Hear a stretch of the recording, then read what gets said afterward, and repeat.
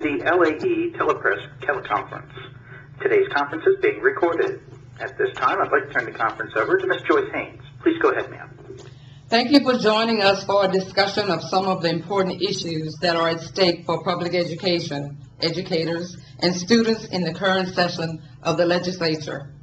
I'm Joyce Haynes, an 8th grade teacher from St. Leonard Parish with 34 years of classroom experience. I'm currently serving as president of the Louisiana Association of Educators, which represents nearly 20,000 men and women committed to making sure every student has a great public school.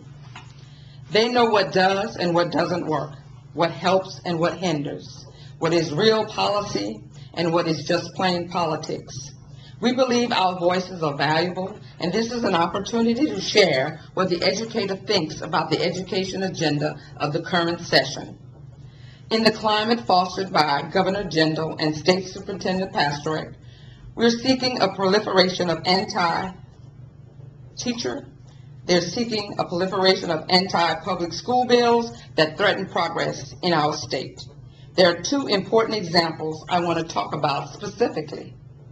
The first is House Bill 1003, the so-called Red Tape Reduction Act, part of the governor's legislative package. It contains many of the elements of the governor's failed application for federal Race to the Top funding. The governor and his allies say that this is about reducing burdensome regulations and providing flexibility. In fact, it would allow for mass teacher firing. It could result in the removal and reassignment of hundreds of dedicated, effective teachers and support professionals from our neighborhood schools. The bill would exempt schools and whole districts from virtually all state laws and DESE policies. Now, one thing I've learned as a teacher for over 3 decades is that one person's red tape is another person's important protection for students and schools. I invite you to read the fine print and consider the far-reaching implications of this piece of legislation.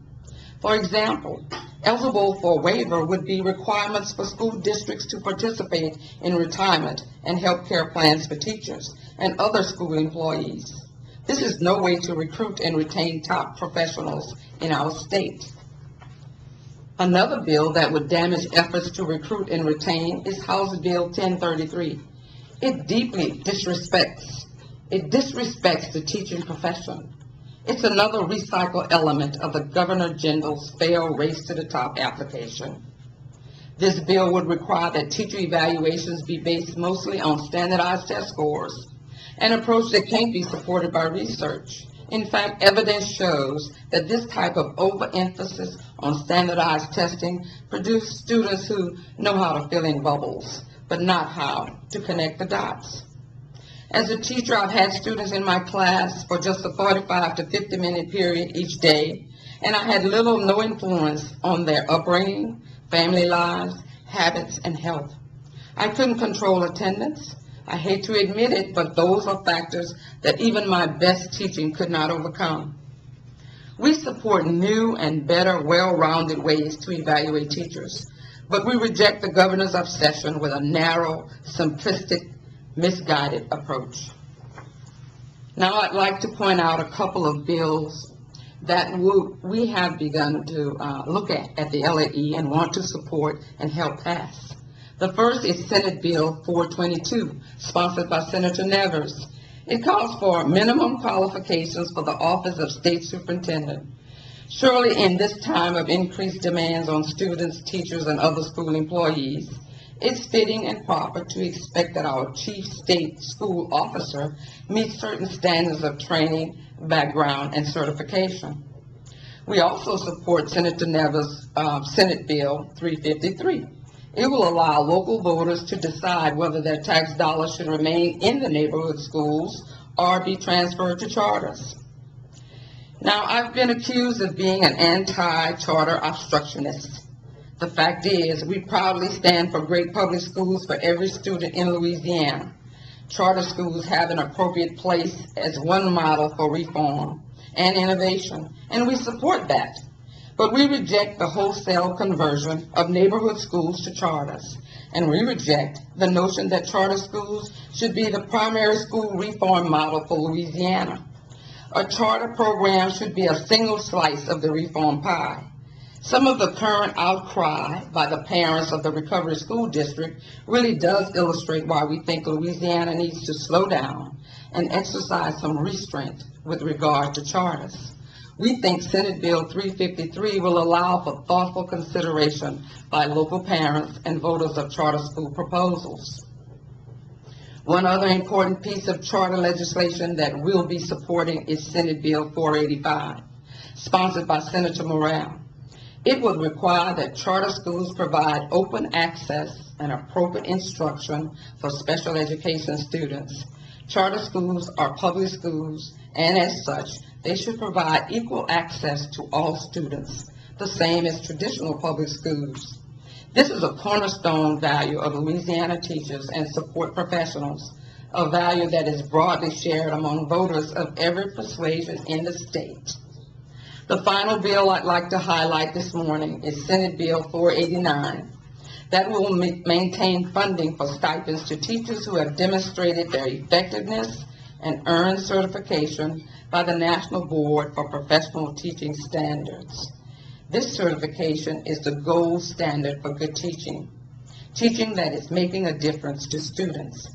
We were dumbfounded in late February when Superintendent Pastorick suggested eliminating the stipend for the rigorous data-driven program, and at the same time, he continued to call for better teaching.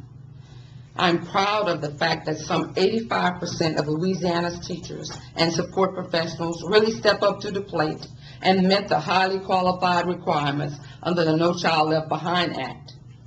I'm so very proud that over 1,500 teachers have earned National Board certification, the very highest certification their profession offers. We should be building on this foundation and providing incentives, and therefore we urge the legislature to approve this bill. And finally, I must say to you that the LAE stands ready to work with lawmakers in the interest of students and Louisiana public schools. You know, when the U.S. Department of Education rejected Louisiana's Race to the Top proposal last month, they did so because they knew that you cannot improve and transform schools without including teachers and other school employees as equal partners in the process. We've launched a campaign today to protect Louisiana public schools.